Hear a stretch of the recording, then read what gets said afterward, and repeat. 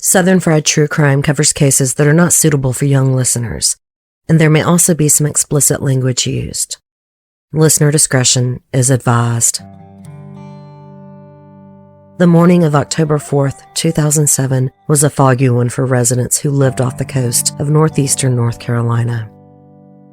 As the sun started to rise, visibility was very low on the Eden House Bridge, a 1.5 mile long bridge stretching over the Chowan River, connecting the coastal cities of Midway and Edenton. At around 7 a.m., a woman named Megan was driving in the right lane of the bridge, heading into Edenton, when her car smashed into the back of an older model Lincoln that had been driving way too slow for current conditions. The male driver and his car had essentially been sitting ducks. Megan's car then struck another vehicle, driven by a woman who had been passing in the left lane. Following the accident, the male driver, who was dressed in all black, got out of his Lincoln and made sure the other drivers were okay. As soon as the male driver knew everyone was fine, he made a beeline for his trunk, which had popped open as a result of the crash. The trunk lid could no longer close due to the crumpled back end. This seemed to be distressing to the man, who was trying to keep everyone away from the trunk. When he realized the lid wasn't going to stay closed, he frantically asked people if they had anything to tie the lid down. Finally, someone gave him a piece of rope, and he was able to tie the lid down part way. But he still wanted people to stay away from the trunk. Megan thought the male driver was acting so strangely that she took out her camera and snapped a photo of the man standing next to his partially closed and crumpled up trunk. She had no idea there was a body inside. Welcome to episode 161, The Murder of Brad Smithwick. Ahoskie, North Carolina is a nice place to raise children. In the early 2000s, Brad and Janet Smithwick married and started a family there. Both of them came from similar small towns, where life revolves around the church and family. The rural area has a lot of farms, and if you're not in the farming business, you may work at the steel rolling mill in nearby Cofield, as Brad would do once he became a father. Bradley Smithwick was born on June 16, 1974 in Windsor, North Carolina, and was described as being a good old country boy. He was sincere, genuine, and outgoing. He loved to laugh and joke around. Windsor is a small town, with the population rarely rising over 3,000 people. It was a close-knit community. On June 9, 1992, right after Brad graduated from high school, he enlisted in the Marines. It was something he had dreamed of doing for many years. He later served a tour in Somalia. 2 years after he enlisted, Brad was stationed at a base in North Carolina. One night, he went to Edenton with some friends. That's where he met 20-year-old Janet Denise Harrell. Janet, who was described as being bubbly, had grown up in Edenton. She came from a devout Christian family. At age 20, she sang in the church choir and was in a Christian quartet. Edenton is also a small town, a colonial town on the coast, though a bit larger than Windsor, with a population hovering around 5,000 since the 70s. At 17 years old, Janet found out she was pregnant. The news shocked everyone, not just because Edenton was a small town, but because teen pregnancy seemed to go against everything the devout Janet stood for. When she turned 18, she married the father of her child, but the relationship didn't last. By the time Janet met Brad Smithwick in 1994, she was a 20-year-old single mother. In 1996, 2 years after they met, Janet and Brad were married. Their first few years as a young married couple were happy. They had a daughter the year after they married and a son just a year later. With 3 young children at home, Brad decided military life was no longer a good fit for him or his family. So in October of 1998, he left the Marines and went to work at Nucor Steel. It was hard work, but Brad would do anything to take care of his wife and children. Brad's mother told the TV show Snapped that at first, Janet was a good wife and mother. But after the birth of their children, she completely changed. Brad told his mother he couldn't do anything right. He became quiet and withdrawn, which was totally unlike the typically outgoing Brad. His mother definitely blames Janet for the marital problems, which, to be honest, is not unusual with mother-in-laws on either side. But this was different. The Smithwick marriage was falling apart. However, Brad was dead set against divorce, so he suggested counseling. His mother said he was a very strong Christian and would do anything to try and save his marriage. It's unclear if they ever went to counseling. If they did, it didn't appear to work, because by 2004, Janet and Brad were sleeping in separate bedrooms. In 2005, Brad moved out of the family home and filed for divorce. Janet was awarded primary custody of their 2 children, and Brad saw them every other weekend. The judge had evidently ruled this way because Brad was still living at home with his parents. Following his divorce, Brad signed up for an online dating service. That's where he met Cindy, a firefighter from Newport News. From the beginning, Brad made it clear to Cindy that she must be okay with his 2 children. He loved them more than anything in the world, and Cindy would have to understand that if she wanted to date him. Cindy was more than understanding, and she appreciated Brad's directness. They had their first date on September 24th, 2005. Brad waited until their relationship became serious before he introduced Cindy to his children. In late September 2006, Brad took Cindy on a surprise trip. On September 23rd, the day before the anniversary of their first date, Brad proposed to Cindy as they flew over Niagara Falls in a helicopter. Cindy later told a newspaper that Brad proposed a day early so they could spend their 1-year anniversary engaged. On February 24th, 2007, 5 months after the Niagara Falls trip, Brad and Cindy had their first of 2 wedding ceremonies. This one was small, with just close friends and family. The second, much bigger celebration was held at a Norfolk hotel in June. Brad and Cindy settled into a home in the 400 block of North Colony Avenue in Hosaki. Their main focus became securing full custody of Brad's children. The Smithwicks filed the necessary paperwork, starting a bitter custody battle. On October 3rd, 2007, Brad and Janet attended a court hearing. That day, the judge awarded Brad full custody of both children, although it's not clear how this happened. According to the show Snapped, Brad was given custody because Janet had been adulterous during her marriage to Brad. She had always come off as a devout Christian woman, the type who would never cheat. Supposedly, Janet's double life was enough to award Brad full custody. I find this a little hard to believe. I'll get into it more later, but it's not just as simple as she cheated so she loses her kids. Brad was scheduled to sign the custody paperwork 2 days later on October 5th, but he would never make it to the appointment. In the early morning hours of October 4th, 33-year-old Brad Smithwick got up for work. It was a normal Thursday for him, but he was up earlier than usual because of the fog. At around 6 a.m., Brad walked outside towards his Dodge truck, ready to drive to work. But before he could get behind the wheel, a masked man, dressed from head to toe in all black, emerged from the thick fog and accosted him.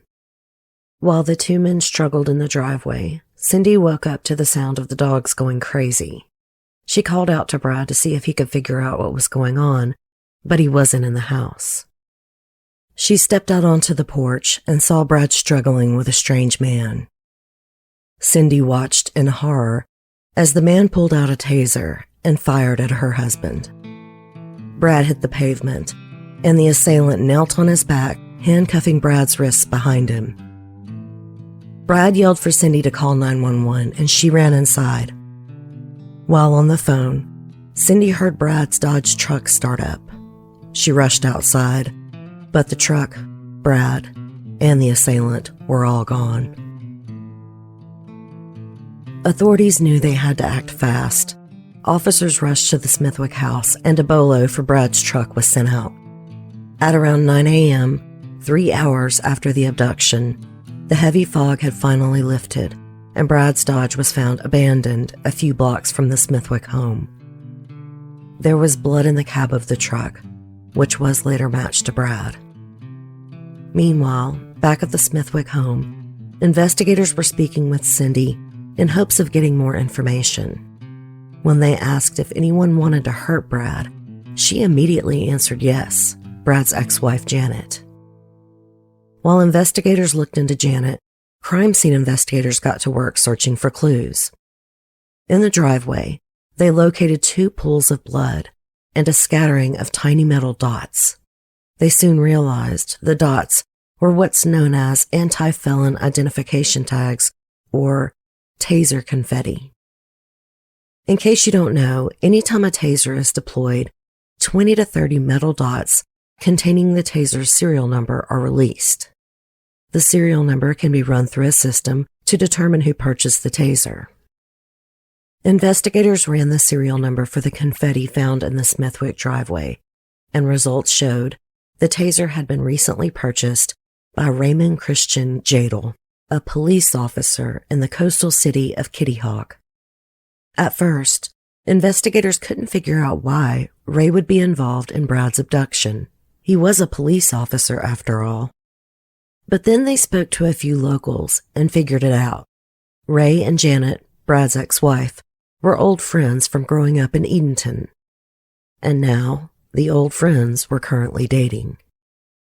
After Brad moved on with Cindy, Janet reconnected with Ray, who at the time was in Iraq, working for Blackwater, a private military security company contracted to work with the U.S. federal government, including the CIA.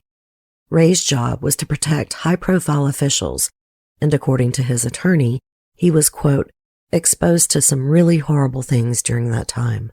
You may have heard of Blackwater. They became infamous following the September 16, 2007 Nisour Square massacre in Baghdad. As far as I know, Ray Jadel didn't have any direct role in the massacre, and he lies about so many things. But that's not to say he wasn't affected by his time with Blackwater. I just don't believe it's an excuse for his behavior in this case. Not by a long shot. In April 2006, Ray's contract with Blackwater was up, and he returned to North Carolina. He started working as a police officer for Kitty Hawk, a beach town located about 75 miles east of Edenton. And now that they were no longer long distance, Ray and Janet's relationship grew more serious. By the fall of 2007, they were living together in Janet's Edenton house. Ray kept ownership of his beach house, where he stored a boat. Back at the Smithwick home on October 4th, Cindy explained to investigators that Brad had been awarded full custody of his 2 children after a bitter custody battle with Janet. After hearing about how the custody battle ended up in Brad's favor, investigators figured they had the motive for the abduction. A few SBI agents went to Edenton to speak with Janet Harrell. She told them she wasn't involved in the abduction and didn't know anything about it. All she knew was that Ray had been in a car accident that day, so she had let him borrow her car. Janet pointed to an older model Lincoln, parked on her property. The car had obviously been smashed into. There was a spare tire sitting on top of the trunk in order to keep the lid closed. SBI agents contacted the officer who had responded to Ray's crash, Trooper Kevin Briggs. He told the agents that around 7 a.m., only an hour after Brad's abduction, Ray was traveling east on Highway 17, heading into Edenton, when he had to cross the Eden House Bridge. Due to the fog, Ray was driving at a low speed when a motorist hit him from behind, then struck another car that had been traveling in the left lane. Luckily, all drivers were uninjured. Briggs said Ray was acting strangely on the bridge that morning. First of all, Briggs had been surprised to find that Ray was traveling east toward Edenton. Briggs knew Ray and knew that he worked the night shift in Kitty Hawk, which was on the coast of North Carolina. After getting off work at 6 a.m., Ray would have been headed west to get to his home in Edenton. How did he end up on the Eden House Bridge heading east at 7 a.m.? It didn't make any sense. Briggs asked Ray what he was doing, and Ray said he was taking the long way home. Briggs knew something was up. Ray's behavior was bizarre, and his answers weren't adding up. He figured it had something to do with drugs, so he called for a canine, but they were on another call. By the time K9 was available, the collision was getting cleared up, and Briggs had no real reason to hold Ray. He offered to give Ray a ride, but Ray said no. He wanted his girlfriend Janet to come pick him up. When he couldn't get a hold of Janet, Ray settled for riding with the tow truck driver. Ray left, and Briggs didn't see him again. SBI agents interviewed the tow truck driver, a man named Raleigh. He later spoke with WVEC about the drive he shared with Ray back to the auto shop. Raleigh said that during the drive, Ray was no longer acting weirdly. He had calmed down and was even friendly. He asked Raleigh if he could borrow his cell phone to call Janet so she could come pick up his stuff out of the Lincoln. Raleigh let Ray use the phone, and he was finally able to get a hold of Janet. Raleigh said that Janet showed up at the auto shop and immediately started loading everything from the trunk of the Lincoln into her car. He couldn't see what they were unloading, but when they were done, Ray demanded the car immediately be moved to Janet's home. Ray later told WVEC, quote, "When I carried the car down to the girl's house and went to put the spare tire back in the trunk, there was nothing in it, nothing but the jack, no floor mat or nothing." Next, agents were assigned to interview Megan, the woman who rear-ended Ray on the bridge. She had a lot to say about Ray's behavior at the scene. Megan told the agents that after the collision, Ray got out of his car and made sure all the other drivers were okay. Then, he started acting bizarre. He made a beeline for his trunk, which had popped open as a result of the crash. The trunk lid could no longer close due to the crumpled back end, and this was very distressing to Ray, who seemed to be obsessed with keeping people away from the trunk. He kept frantically asking people if they had anything to tie the lid down. Finally, someone gave him a rope, and he was able to tie the lid down part way. Because the lid wouldn't close all the way, Ray didn't want anyone to go near the trunk. He kept his hand on the top, trying to keep it as closed as possible. Megan told the agents that Ray had been acting so strangely that she took out her camera and snapped a photo. And when I say camera, I mean an actual camera, the kind that uses film. Remember, this is 2007, a time before cell phone cameras replaced personal cameras with film. After hearing about the photo, agents asked if they could have the film. Megan said she could do them one better. She had already had the film developed. She handed them an 8x10 glossy photo. One of the agents took the photo and looked it over. He saw Ray, dressed in all black from his neck to his feet, standing to the left of his Lincoln, which was parked on the shoulder of the bridge. The back left part of the car was smashed in, and the trunk was popped open. It clearly couldn't close because the metal was crumpled in. There was a rope tied to the top left side of the lid, and it was attached to the bottom center of the trunk. There was around a foot of space between the lid and where the trunk would normally latch. The agent looked closely at the open space and immediately noticed a tarp. He had a feeling it was wrapped around Brad's body. You can view Megan's picture on my website. SBI agents obtained a warrant to search Ray's Lincoln, which was still at Janet's. When they opened the trunk lid, they found absolutely nothing. The trunk had been stripped and cleaned. All that remained was bare metal. Knowing how difficult it would be to find any physical evidence, agents brought in one of their best crime scene investigators to look over the trunk, and he was able to find something, a single speck of blood on the trunk seal. He cut it out and sent it to the crime lab. Agents then got a search warrant for Janet Harrell's house. They found a picture of Brad and empty boxes for a pair of handcuffs and a taser. Agents also found a lot of cash. They weren't sure why she had that much cash, but they didn't have any reason to take it, so they ended up leaving it. Maybe she was saving up funds for a defense attorney. Investigators also searched Ray's beach house and found that he stored a boat there. When they looked in the boat, they found anchors, homemade, out of concrete. Agents described them as being similar to what Scott Peterson used in the murder of his wife Lacey only 3 years prior. Investigators questioned what the anchors were for. They didn't appear to be manufactured that day, which meant Ray must have made them prior to October 4th. Investigators held onto the anchors, hoping they would fit into the story soon. At this point, it looked like the person responsible for Brad's abduction and likely murder was Ray Jadel, so a BOLO was issued. At around 5 p.m., Ray showed up at the police station after hearing he was a wanted man. He walked in with his arms up and raised up his shirt to show he wasn't armed. He was placed in an interview room with SBI agent David Nance, who immediately noticed that Ray had blood on his black pants. Nance asked Ray about Brad and his abduction, but he said he didn't know anything about the attack. The only thing he would admit to was buying a taser. When Nance pressed him, Ray maintained that he was innocent. No one believed him. He was arrested, and his clothes were collected for evidence, and he was taken to jail. His wallet was seized and searched. Inside, investigators found a scrap of paper with handwritten directions to Brad's house in Ahoskie. The paper was sent off for handwriting analysis. Ray Jadel was subsequently charged with first-degree kidnapping and armed robbery and was held on a $10 million bond. The Kitty Hawk Police Department then placed Jadel on suspension without pay. Within a week of his arrest, he was transferred to a different facility.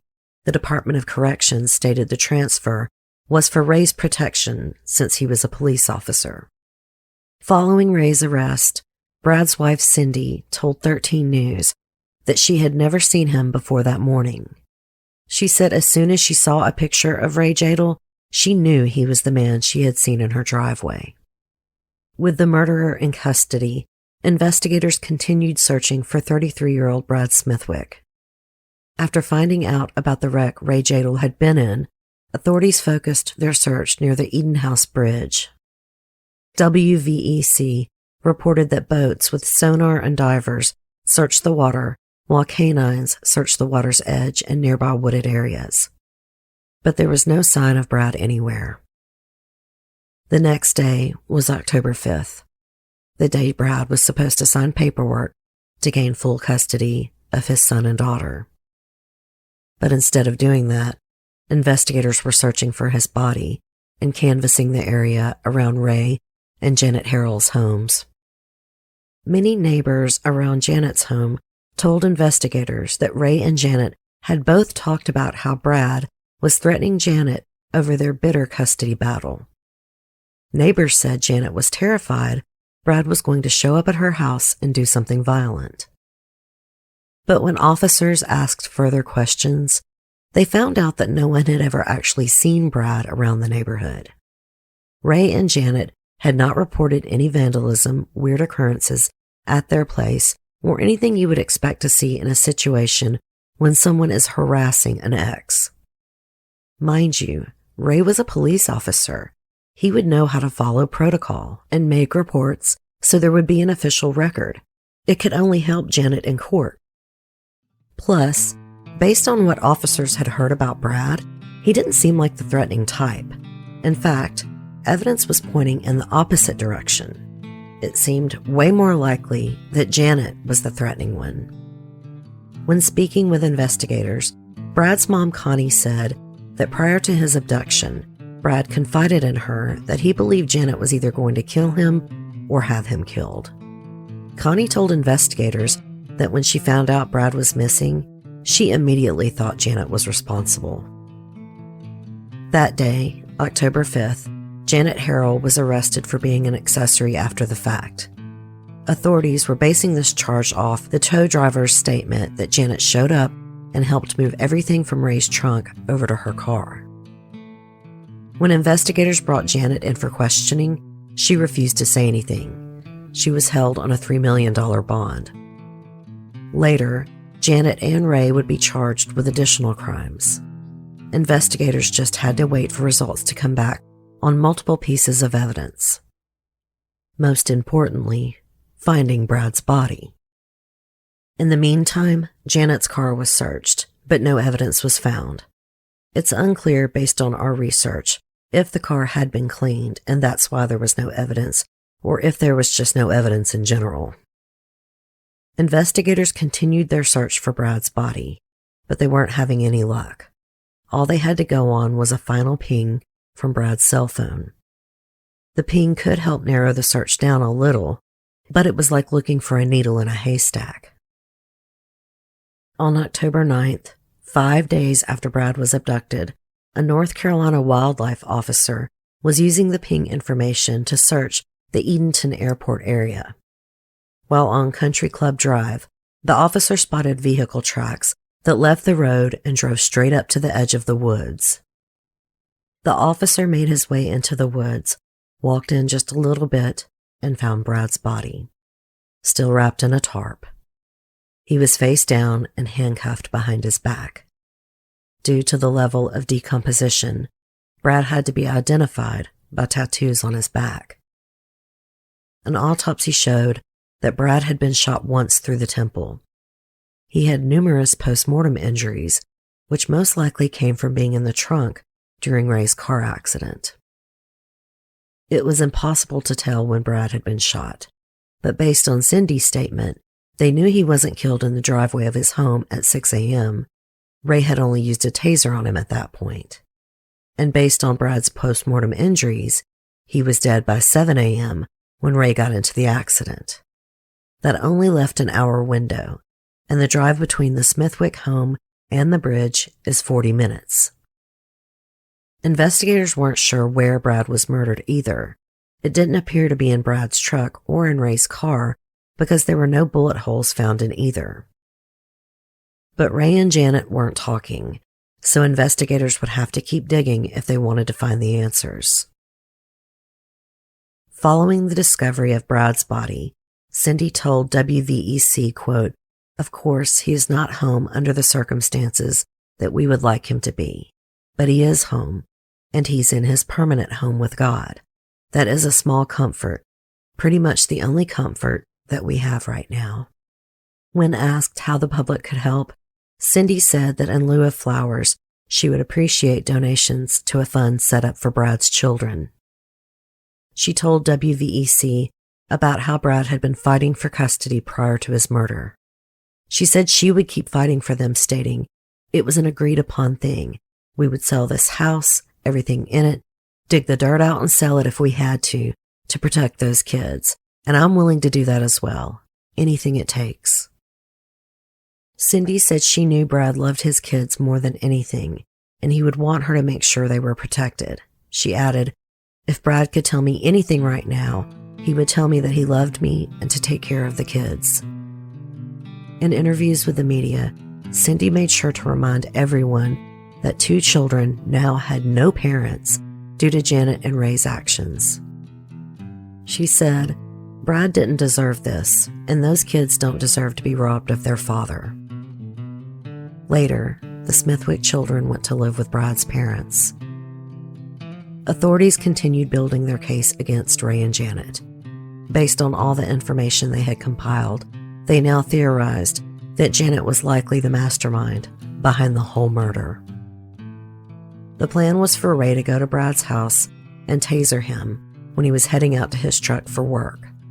Ray would then take Brad back to his and Janet's house and then shoot him. They would tell the police that Brad had snuck into their house in an attempt to attack Janet and Ray, but Ray got to him first and shot in self-defense. That's why they went around the neighborhood telling their neighbors a false story about how Brad was harassing them and that they were scared. Ray and Janet were hoping officers would do a canvass and neighbors would tell them something like, "Oh yeah, Ray and Janet told us that Brad had been threatening them." The neighbors' statements would corroborate the self-defense shooting. Ray would be cleared of Brad's murder, and Janet would regain custody of her children. It would be happily ever after for them. But the plan went wrong. Cindy was not supposed to witness the abduction. Ray could no longer take Brad back to the house and set the scene to look like self-defense. He had to go with Plan B, dump Brad's body in the water using the homemade anchors. But then that plan was foiled when Ray got into the car accident. With all of their plans out the window, Janet had to meet Ray at the auto shop. They took Brad's body and everything else out of Ray's trunk and transferred it into Janet's car. The Lincoln was towed to Janet's house. Then Ray took Janet's car to dump Brad's body. After figuring out a solid theory on what happened to Brad Smithwick, all that was left to do was wait on results from the evidence sent off for testing. In November, the 2 pools of blood found in the Smithwick driveway, the blood found in Ray's trunk, and the blood found on Ray's pants were all matched to Brad through DNA testing. Ray Jadel was then charged with Brad's first-degree murder. At his arraignment, he pled not guilty, telling the judge, "It's a shame if something happened, but it wasn't me. They have the wrong person. I would never do that." Many people were shocked by Ray's arrest. His sister Bonnie told WVEC, "People have been calling me, and they cannot comprehend that this happened. I know my poor father can't." Bonnie described Ray as being very controlled.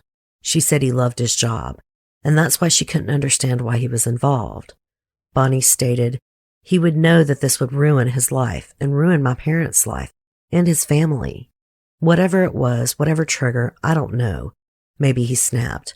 Maybe going out to all those countries wasn't such a hot idea. We don't know." Bonnie added, "My brother has no excuse whatsoever. If he has done something, there is no excuse for it. But anyone who has ever known my brother wouldn't think he would ever cross a line like that." After the handwriting for the directions to Brad's house was matched to Janet, she was additionally charged with first-degree kidnapping, first-degree murder, and armed robbery. At her arraignment, she remained silent, except for when she pleaded not guilty. Many people were shocked by the charges against Janet, who was known as a good Christian woman in her community. Ray later told Snapped that by November 2008, he still wasn't talking, and authorities were getting worried that they wouldn't have enough evidence to convict Janet of first-degree murder. Hoping to push Ray into a confession, they charged him with capital murder. The death penalty was now on the table. But Ray still wouldn't tell them what he knew. He told Snapped the reason why is because Janet really did not play a role in Brad's murder. He repeated his claims that Brad harassed Janet, stating that he would bang on doors, sneak around at night, call from unlisted numbers, etc. He said once Brad even broke inside Janet's house and trashed her bedroom, but she didn't go to the cops because she was scared. Ray explained to Snapped that without Janet's knowledge, he stepped in to handle the situation with Brad through a conversation, not through murder. A man-to-man talk. Ray said he went to Brad's house on October 4th to talk to him.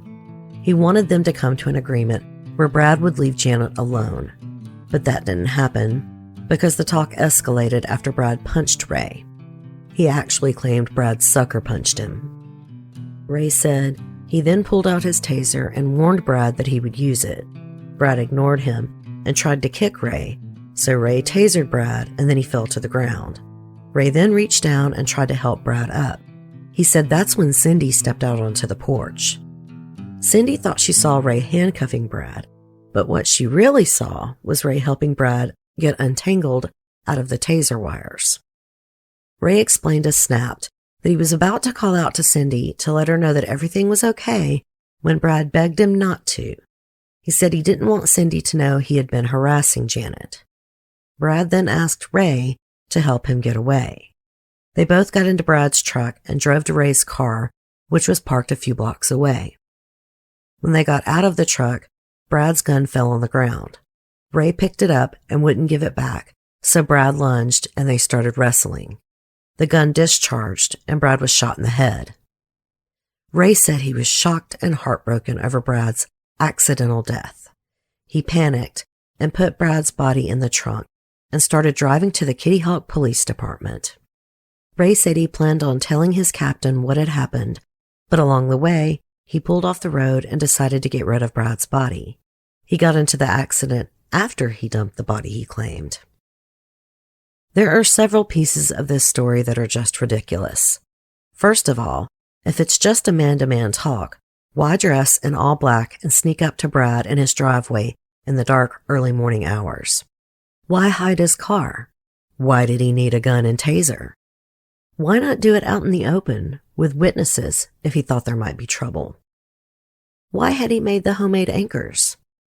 Cindy said Brad yelled for her to call 911, so the statement that he didn't want Cindy to know anything makes no sense. Oh, and how do you wrestle a man whose arms are handcuffed behind his back? More importantly, how does a gun go off, accidentally, right into Brad's temple? And if Janet didn't know about his plans, why was all that evidence at her house? The photo of Brad so Ray would know what he looked like, the handcuffs and taser boxes. Oh, and why would Ray have directions to Brad's house in Janet's handwriting in his pocket if she had nothing to do with it? But this moron was sticking to his story. Ray later told Snapped that even with the death penalty on the table, he wasn't planning to speak to the prosecution. But then he found out Janet went to the DA and negotiated a deal where she would plead guilty to second-degree murder. Ray said he was shocked by Janet's choice because he knew that she was innocent. After Janet made the deal, Ray was told by his attorney to take one as well. If he didn't, he could get the death penalty. So Ray took his attorney's advice. On November 23, 2010, right before her trial was due to start, Janet Harrell entered an Alford plea to second-degree murder. She was sentenced to a minimum of 13 years and a maximum of 16.5 years. That same day, Ray Jadel pled guilty to first-degree murder. He was sentenced to life without parole. Brad's mother Connie told the Chowan Herald that she and her husband Donald agreed to the plea bargains and sentences because they were in Brad's children's best interest. She said, "We wanted things resolved as quickly as possible because of the children. We wanted to keep the children safe as long as possible. They were concerned that they would have to go back and live with their mother." Connie added, "Even though he took my son's life, him getting the death penalty would not bring my son back. I believe if he could relive that day, things might be different. Only he, Janet, and the Lord know what took place." At Ray Jadel's sentencing, Connie addressed him, telling him that she knew he was a victim as well. He had been manipulated by Janet. "I'm not so sure about that, but he is a moron, so she could have a point." Following Ray's sentencing, he requested to speak with Connie and Donald. He told them he wanted to explain what happened on October 4th, 2007. His story was similar to the one he told on Snapped, although it differed a bit. Ray admitted to kidnapping Brad, but maintained that he didn't want to kill him.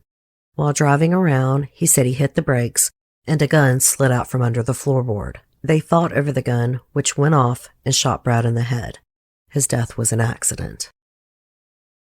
Ray's new story is also complete and utter bullshit. This story is just as bad as the other one.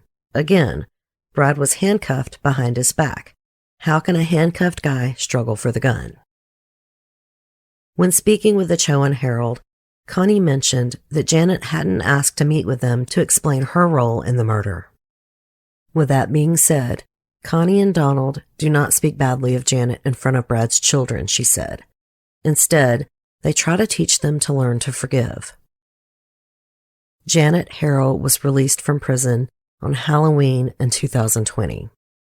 Her parole ended on July 28, 2021. Ray is still incarcerated in Pender Correctional Institution in Burgall, North Carolina, where he belongs. The fact that he kept up the charade of defending Janet and pretending she had nothing to do with Brad's murder is galling. Even more galling is his insistence that it was an accident. The TV show Snapped features him quite a bit, telling his lies. They aren't exactly known for their hard-hitting journalism, but it's hard to watch a murderer lie with no one challenging him. They even pull the old trick of interviewing him in a white t-shirt, so you don't know he's the murderer right away. He's identified as a friend of Janet's. Why would he dress all in black, go to the Smithwick home on foot, in the dark fog, to just talk to Brad? Why bring a gun and a taser? Why have homemade anchors? These are not hard questions. Brad Smithwick was shot in the temple, with his hands handcuffed behind his back. That's not an accident. That's an assassination. And as for Janet Harrell, it is difficult to swallow that the woman who planned the brutal murder of the father of her children is already out of prison. I always thought the reasoning for Janet losing custody kind of sounded like bullshit. Obviously, I am no divorce court judge, but I do have some personal experience as well as what friends have been through. So I checked the North Carolina statutes and learned, per Jerkins family law, that adultery rarely affects child custody. North Carolina's standard is in the best interest of the child. If the spouse committing adultery did not expose the children to inappropriate or dangerous situations related to the affair and is otherwise a fit parent, he or she will retain legal custody. So if Janet did lose custody based on adultery, it would have been in extreme circumstances. Brad's mother told Snapped that he had commented to her that Janet lived two lives. The church knew her one way, I know her another, he said. And I guess he proved it.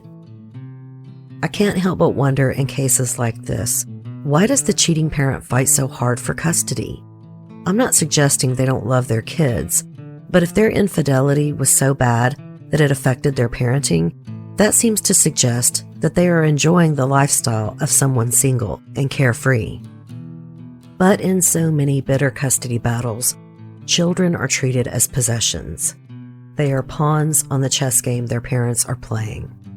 And worse, some parents may want full custody in order to collect child support.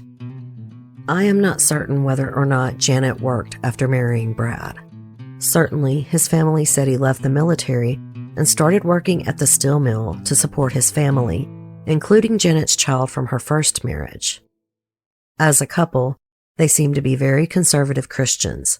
Mom stays home with kids while Dad works. Maybe this was the actual problem. Janet may have won the first round of custody the way many women do. She didn't leave the marital home, and she is the mother. We still live in a society that considers the mother the primary parent, particularly in the South. Also, Brad's family said he lost primary custody the first time because he was still living with his parents. Once he bought a new home and remarried, he refiled for custody, and this time was successful. And Janet couldn't stand this. Obviously, if Brad were killed, she wouldn't be getting child support payments, so that makes his murder just outright revenge. Which makes the fact that she is out of prison even more sickening. She's my age. She probably has decades more to live. Maybe her children have forgiven her. If it gives them peace, then I hope so. But I can't help but hope that they turn their backs on her for good. She doesn't deserve them, and she doesn't deserve the grandchildren that Brad will never know. Southern Fried True Crime is hosted and produced by me, Erica Kelley. Today's episode was researched and written by Haley Gray, with additional writing by me. Southern Fried's original music is by Rob Harrison of Gamma Radio, and the original graphic art is by Coley Horner. This episode was suggested by Albert Bubba Summerlin, a retired assistant special agent in charge for the North Carolina State Bureau of Investigation. Agent Summerlin assisted with the investigation in Brad's case. He was gracious enough to not only recommend the topic, but speak with us on multiple occasions to make sure we got the details right. So thank you to Agent Summerlin. And y'all don't forget to go check out the photo of Ray's Lincoln after the crash on my website.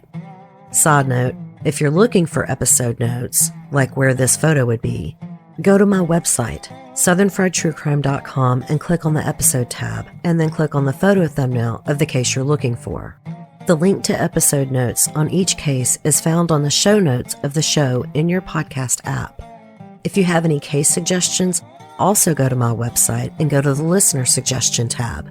This is the best way for me to get those little-known cases y'all always send me. If you enjoyed today's show, don't forget to subscribe and please tell a friend or rate and review on iTunes. I'm also on all large platforms like iHeart, Stitcher, Spotify, and now Amazon and Audible. Until next time, thanks so much for listening. Y'all take care.